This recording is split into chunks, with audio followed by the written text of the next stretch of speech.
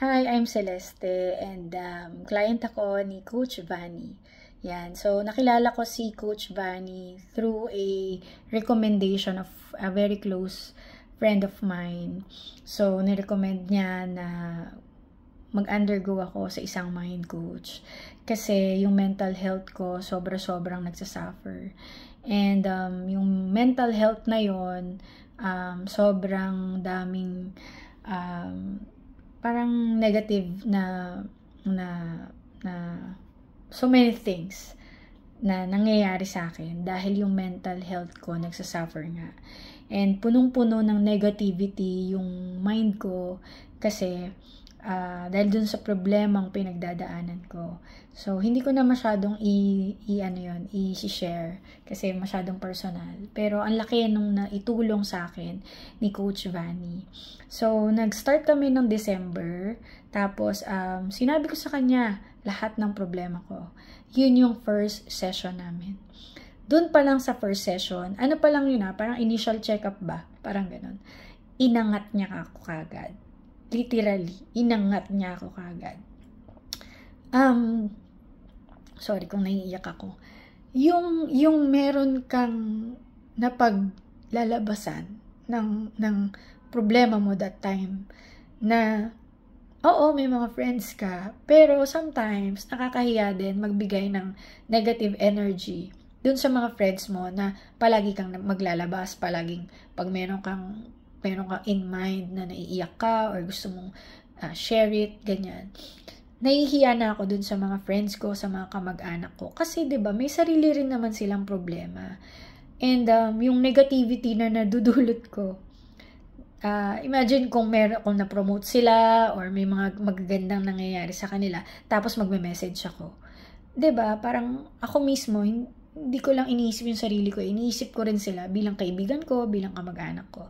The reason why mind coach and na si Coach Van is very important sa akin. So, nung unang session namin, inilabas ko lahat. And then, nagsabi rin siya ng yung mga scientific explanation about brain, about how to deal with mental health, kung paano ko mako-cope up, yung mga ganon. So, sabi ko sa sarili ko, sige, try ko. So, nag-try ako ng 3 days. 3 days. Doon ko yun tinry. And then, doon sa 3 days na yon, twice a week kami. So, in 2 weeks, sobrang gumaan yung pakiramdam ko. Kasi, hindi lang yun, hindi lang yun yung, diba, twice a week. Meron pang mga chats yun. Na anytime na pwede akong mag-chat sa kanya, kung anong gagawin ko, na ito na naman yung problema, mag-uusap na naman kami, o ganito siya, ganito yung message niya, ini-screenshot ko pa yung mga messages, ini-send ko pa sa kanya, and ano yung ni-reply ko, yung mga ganon. Yung meron kang someone na ready anytime, na pagsabihan mo ng mga ganong thoughts, and kagandahan nun, she is used to it. Aside from she is used to it, alam niya kung paano gagawin or paano ka i-handle scientifically. So, bakit ko nasabi yung scientifically?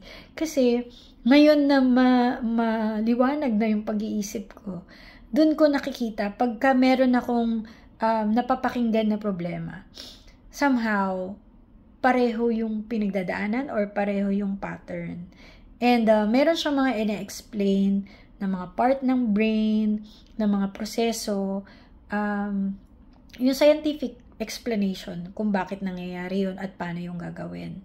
Wala namang medication na nangyari, pero na-appreciate ko talaga yun na kahit pa paano naiintindihan ko yung sarili ko. After ng 3 sessions, bukod pa dun sa mga from time to time nagchat-chat ako, kumuha ako ng, di ko nakabisado yung yung offer niya, pero yung sumunod dun sa 3 sessions. Hanggang sa umabot na kami ng hanggang May. Imagine mo, September 2024, September, October, November, December, January, February, March, April, May. 9 months kami magkasama and palaging magkausap. And sobra-sobra talagang nakatulong sa akin. bukod kasi sa pagiging nanay, no, isa rin ako negosyante. So, kung yung puno ng chaos, yung brain ko or yung mind ko, imagine anong mangyayari sa negosyo ko kung tuloy-tuloy yun. And because of Coach Van, every week kasi kaming nag-uusap, and pagdating na nung 2025, nag-i-improve na talaga ako. Yung once a week, naging twice a week, naging once a month, tapos minsan, parang, parang sobra pa ng 1 month. So, nagkaroon ako ng clarity talaga sa mind, na parang nagiging, parang nagiging pattern siya. Parang alam ko na pag naramdaman ko to, ito yung gagawin ko, ganito yung mangyayari. Yun. And dahil nagkaroon ako ng clarity sa isip ko, nagkaroon ako ng mga solutions. So, instead of me worrying about the problem, nakafocus na tuloy ako sa anong solution dun sa problem na yun. No? Kasi nga, clear na yung mind ko eh. Although, may mga times pa rin na sumusumpong-sumpong. Kasi ganun talaga eh. Kumbaga may proseso nga siya eh. And, isa sa mga take-away ko talaga kay Coach Vanny is, you mirror what you attract. Hindi ko alam kung tama tama yung construction ko ba ng words. Pero, yun yung talagang nagpa-strike sa akin eh. Kung ano yung nasa isip mo, yun yung ma-attract mo. So, kung ang naiisip mo palagi is yung problema mo and panay ka laging depressed or kawawa, yun yung ma-attract mo. Problema yung dadating sa'yo. Pero once na clear na yung mind mo and yung mind mo, solutions, yung nasa isip niya, ang ma-attract mo blessings. And nagpapasalamat din ako kay Coach Van kasi because of clarity ng mind ko, nakilala ko talaga yung Diyos. Dati kasi, sorry, naiyak na ako. Hindi na ako umiiyak ngayon sa problema ko. Umiiyak ako sa faith ko. Dati kasi, akala ko, pag mabait ka, okay na. Akala ko, kapag ka, yung parang mabuti ka, mabait ka sa tao, at tingin mo, hindi ka naman gumagawa ng masama, akala ko, enough na yun. Not until, magkaroon ako ng clarity, na kung saan, dahil clear na yung mind ko, alam mo, doon sa pinagdaanan ko, na more than almost 2 decades, kung maingay yung isip ko, busy yung isip ko to achieve peace, and laging occupied yung isip ko, hindi na ako nagkaroon ng pagkakataon, or si Jesus, hindi ko, parang nane-neglect ko siya. And even Holy Spirit, hindi ko na-acknowledge. I have so many blessings, yet, kahit marami akong blessings, ang daming stress sa mind ko. Nung na-clear na yon, and meron pa rin mga challenges, pero dahil clear yung mind ko, mas narinig ko ang Holy Spirit. Sabi kasi ni Coach Van, "Sis, bakit wala kang hobby?" Sobrang gulat na gulat siya na bakit wala akong hobby. Kasi gusto ko lang magtrabaho. Sabi ko, yun na. Yun. Tapos, hindi ko kasi ma-share yung problema ko. Kaya, kasi may mga anak ko na, alam mo yun, na kailangan kong protektahan. So, anyway,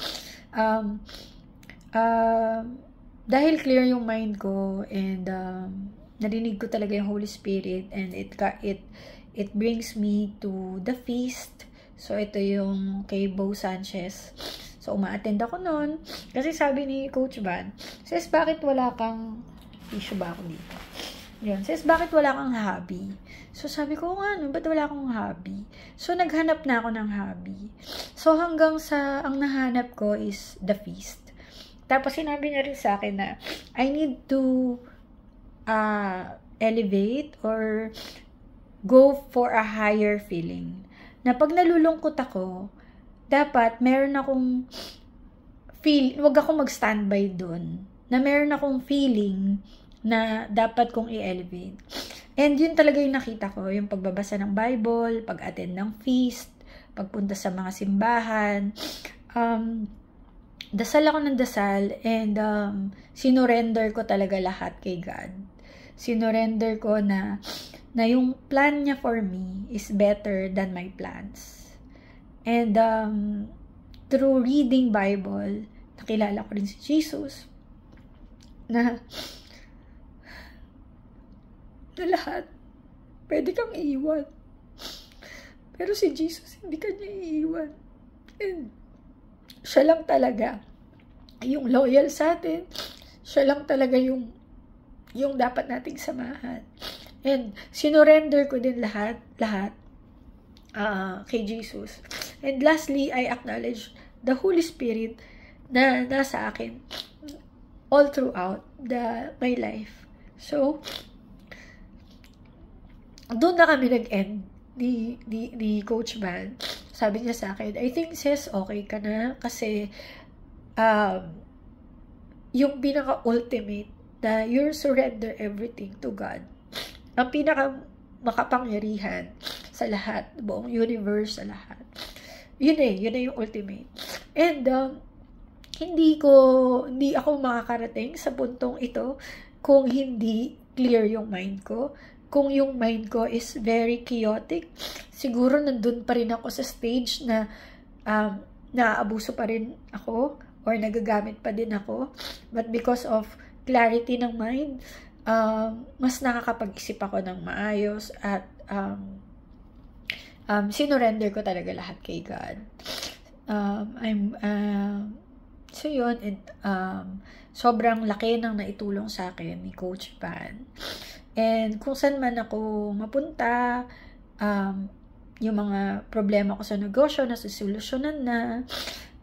Financially, nagkakaroon din ako ng blessings. Kasi nga, I'm after doon na sa solusyon, hindi na ako nagbababad sa problema. And again, umiiyak ako because of the faith, of my faith to God, to Jesus, to the Holy Spirit. Hindi na ako umiiyak because of the problem. Kasi alam ko na kahit anong problema, God is with me, Jesus is with me, and Holy Spirit is with me.